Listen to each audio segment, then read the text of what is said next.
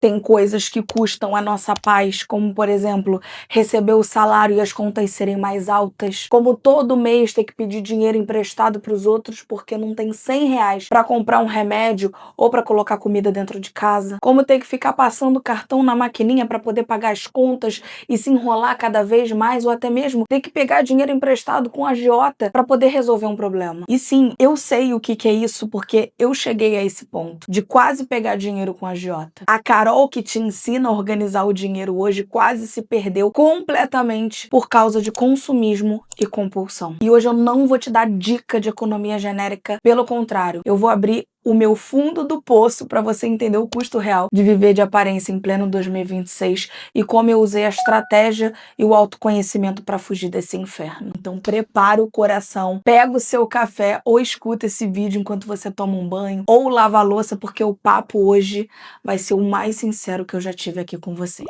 E assim, eu vou precisar abrir o meu coração para vocês entenderem que eu não nasci sabendo. E a minha compulsão não era simplesmente por sapato e nem roupa como toda mulher. Era o contrário.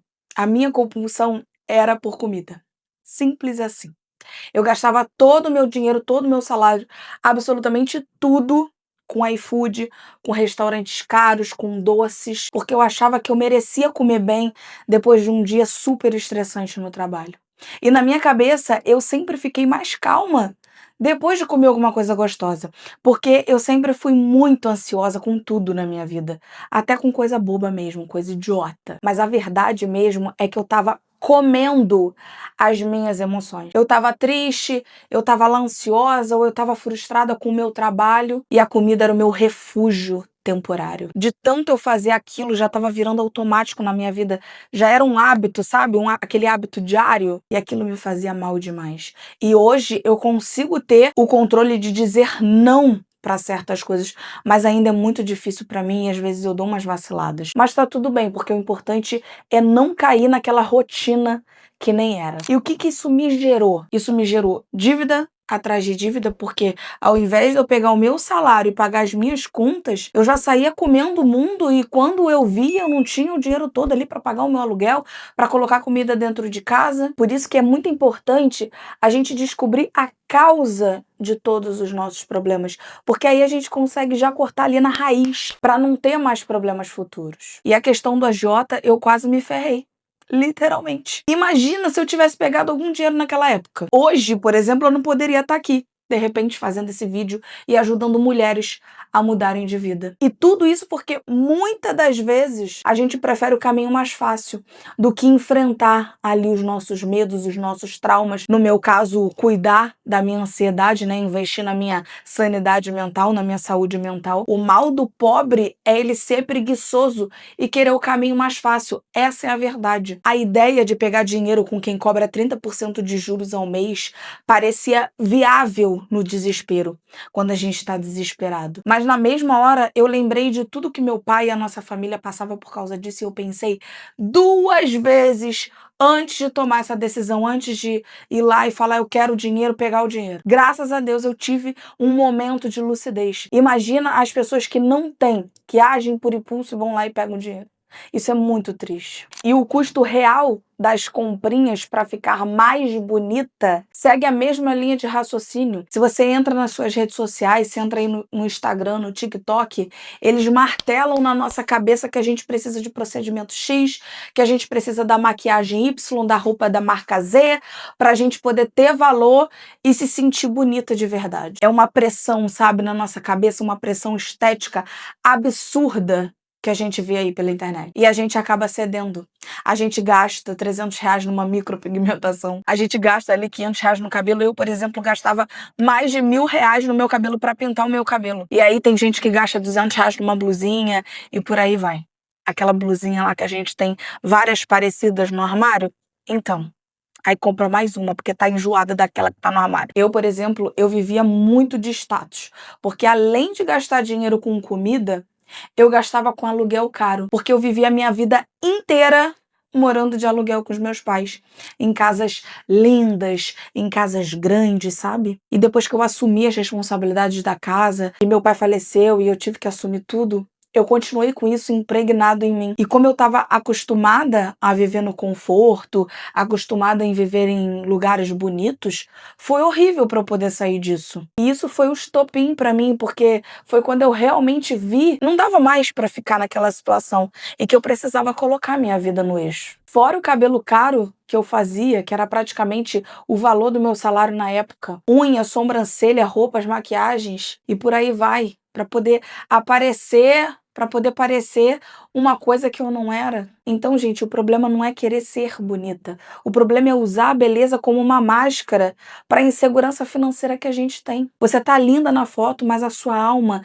tá feia de tanta preocupação. Quantas vezes você passou o cartão com aquela vozinha lá no fundo dizendo: você não devia estar comprando isso? O consumismo feminino muitas vezes é uma tentativa desesperada de preencher um vazio emocional que nenhuma blusinha consegue preencher. Porque quanto mais você compra, mais você quer. E percebendo que a minha vida estava só indo de ladeira abaixo, eu comecei tirando o pior gasto da minha vida, que era aquele bendito daquele aluguel. Eu e a minha mãe, a gente foi para uma casa menor, né? Na verdade, naquela época eu fui morar com a minha sogra e minha mãe foi para uma casinha menor. E aí depois disso eu tive que tirar as minhas unhas de gel, né? Eu retornei hoje porque agora eu tenho condições de manter, mas naquela época eu tive que cortar por um período, né? Então eu tirei as minhas unhas de gel, eu parei de pintar o meu cabelo, até hoje eu não voltei a pintar, porque realmente eu gosto de fazer o meu cabelo em salões mais caros, então, e eu faço uma vez ao ano, eu não fico ali batendo ponto no salão, mas mesmo assim eu abri mão do meu cabelo, até porque meu cabelo, ele é bonito, eu não preciso fazer isso agora, neste momento, porque tudo é questão de escolhas, né? E hoje eu não sou rica, eu e o Bruno, a gente não é rico, a gente tem liberdade de escolha sim, a gente escolheu priorizar certas coisas na nossa vida. E nesse caso, pra gente poder priorizar certas coisas, pra gente poder acertar coisas na nossa vida em questões do nosso financiamento imobiliário, eu me abdiquei disso porque é uma coisa fútil e uma coisa que tem coisas muito mais importantes pra mim, né? E é esse pensamento que você precisa ter. E a única coisa que eu não consegui eliminar na minha vida foi a compulsão por comida. Mas melhorou muito, sabe? Melhorou muito comparado a antes, porque hoje eu como mais por estar casada e tudo mais. A gente gosta de sair, a gente gosta de comer, essa é a verdade, né? Quando a gente tá casado. Eu parei de beber por conta dos meus vícios e tudo mais. Eu deixei a bebida de lado. Então, hoje eu gosto muito de conhecer lugares novos, de conhecer restaurantes novos. Isso me faz bem. Não por ansiedade e não por compulsão. Por estar casada e a gente gostar das mesmas coisas, e a gente gostar de experimentar coisas novas. Mas a gente também já tá na meta da dieta, da academia, porque a nossa saúde vem em primeiro lugar antes de qualquer estética, antes de qualquer beleza, porque eu fiquei esse tempo aí parada, eu dei uma engordada, porque tô focada e fiquei focada e tô focada aqui no meu trabalho na internet. Então a gente acaba focando demais em uma coisa e esquecendo outra, e eu não posso deixar de cuidar da minha saúde. Então eu já tô nessa meta aí da academia e da dieta para poder emagrecer, para eu poder me sentir bem por dentro com a minha saúde, porque eu tô muito sedentária, muita coisa. Entende? Então, além disso, automaticamente, por consequência, eu vou ficar mais bonita, eu vou ficar mais maguinha.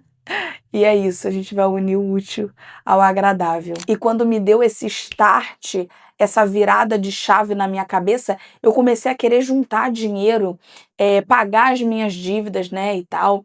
Tinha diminuído bastante os gastos naquela época, porque eu não aguentava mais ter que pegar o cartão, passar na bendita da maquininha, pegar o cartão da minha amiga também, porque primeiro eu pegava o dela, passava na maquininha.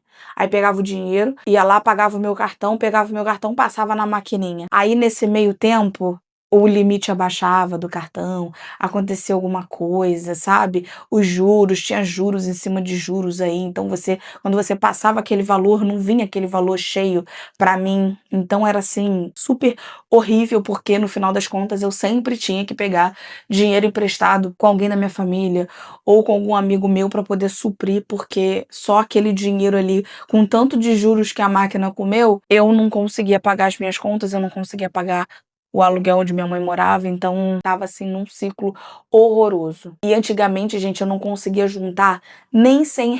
E quando eu me vi, eu já tava com R$ 5.000 na minha conta. E eu não acreditei, sabe?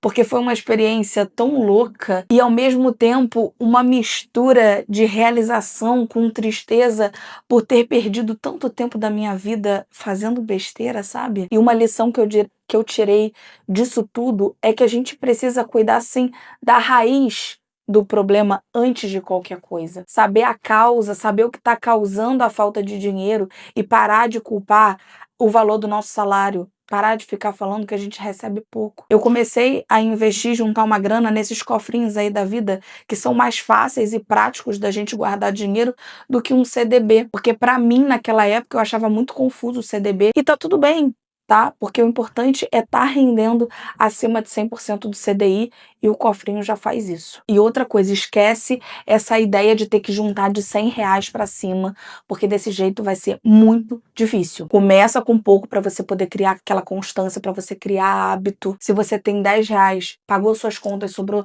30, pega 10 e guarda. Ou então pega os 30 e guarda, não sei. O importante é você guardar alguma coisa para poder criar aquela constância, para poder criar aquele hábito.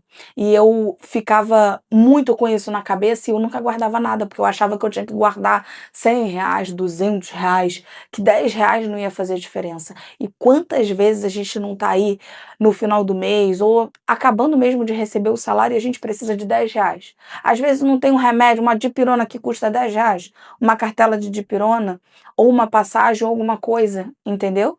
Então, de 10 em 10 ali, 30, no outro mês 40, no outro mês 50, quando você for ver, você já está com a sua reservinha ali legal para aquelas reservas, para aquelas emergências básicas. E, gente, mudar esse ciclo sozinha é muito difícil.